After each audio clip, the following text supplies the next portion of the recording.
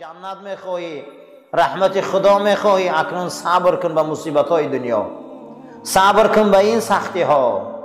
این دین، این آیین، این مسجد، این قرآن، این میراث رسول اکرمه. این به آسانی آمدگی نیست، این به محنت آمدگی است، این به عذاب آمدگی است. برای ما مفت آمدگی است، برای همه قیمت ندارد. میدانین که همه شما جنگ بدر، جنگ احد، جنگ موته، جنگ سویق و جنگ ها رو نغز میدانین، اون غزوه ها رو خوب میدانین. جنگ قادسیه را نغز میدانین که مسلمان ها در زمین فارس 8,500 صحابه را دست دادن. شما اینا را نغز میدانین. در جنگ یرموک مسلمان ها 12,000 صحابه را دست دادن. اسلام به زمین روم رفت، اسلام به قلب اروپا رفت، اسلام به خوارزمین آمد. فهمین که همه این ده محنت صرف شده بوده.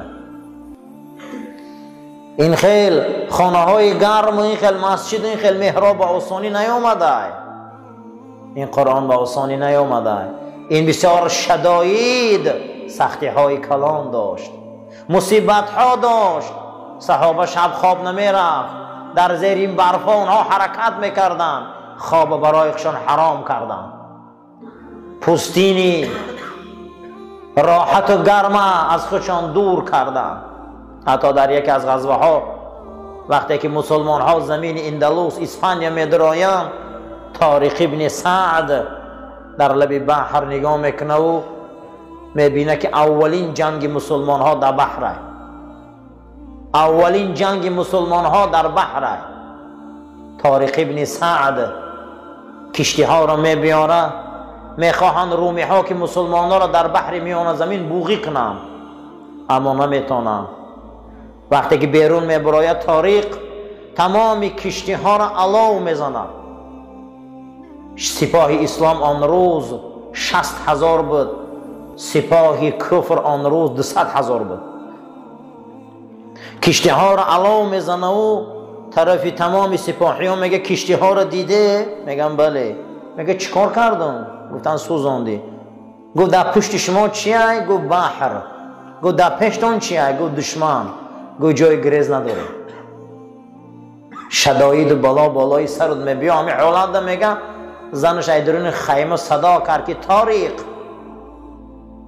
مدت 6 ماه میشه که خیمه من نمیبیایی، مدت 6 ماه میشه که بستری من نمیبیایی.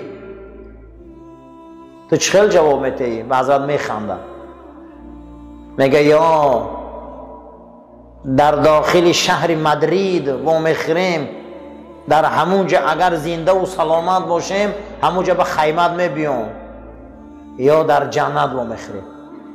پناه به خدا. این قدر مصیبت در بین سر این قماندان عالم اسلام های باز انک دعوا میکنه که چرا پیش من نمیبیایید.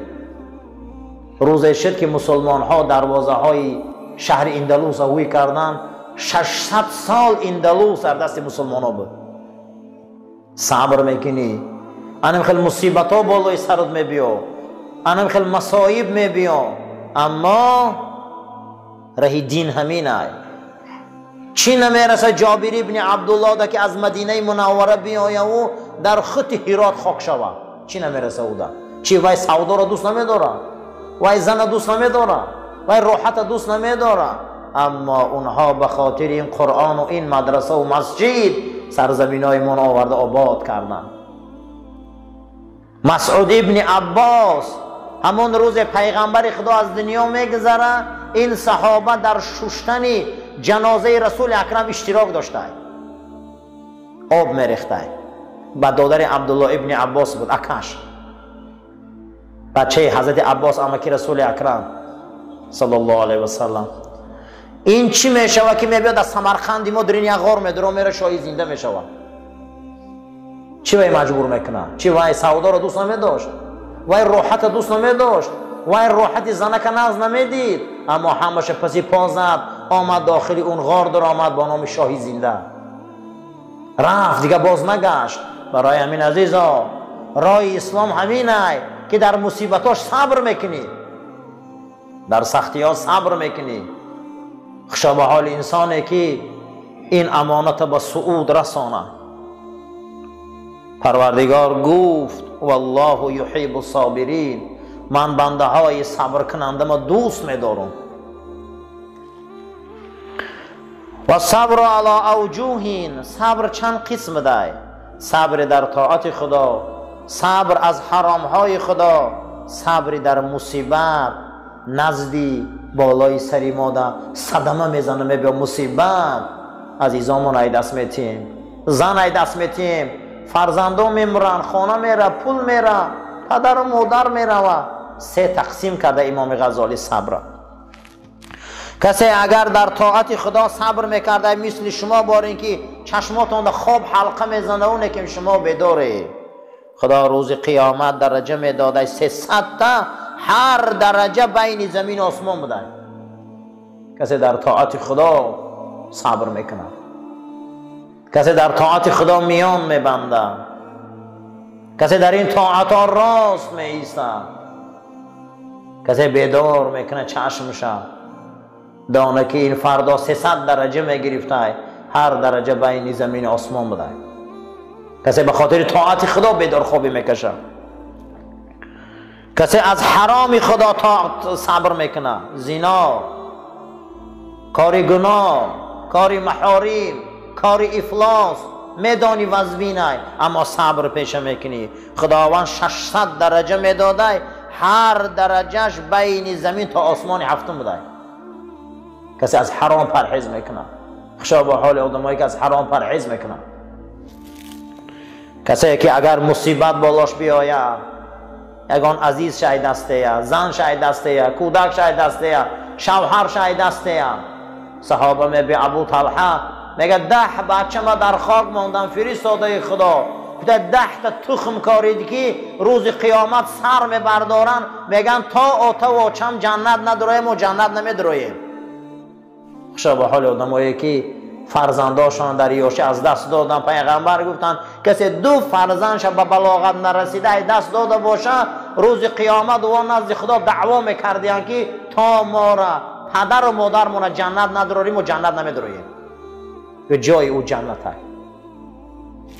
کسی در این خیلی مصیبت ها پدر میتیه، مادر میتیه دست، عزیزاش میتیه، صبر میتیه، خدا 700 درجه میداده که از زمین تا عرش تا زیر سدرت المنتهی بوده هر یک تاش. این درجه ها را خداوند برای آدمایی میداده که در مصیبت صبر پیشه کنند.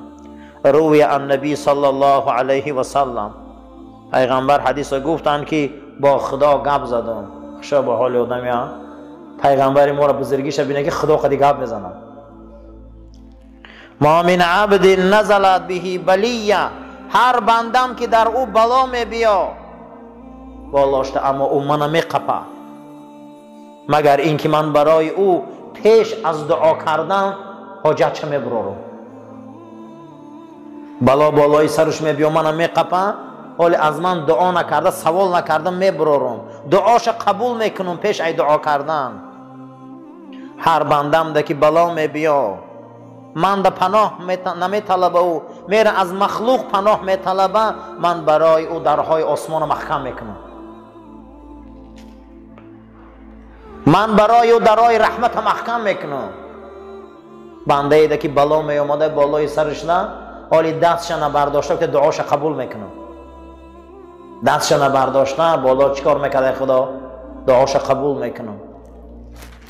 واجب است بر هر یک آدمی عاقل در بلا صبر کنه، ولا یشکو، شکایت نکنه، و ینجو من عذاب دنیا و الاخره.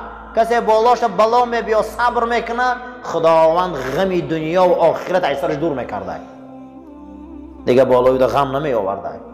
زیرا این که وزبین ترین بلا را اول پیغمبران میدیدن، دویم اولیا میدیدن، سوم هر کسی که چند که ایمان داره.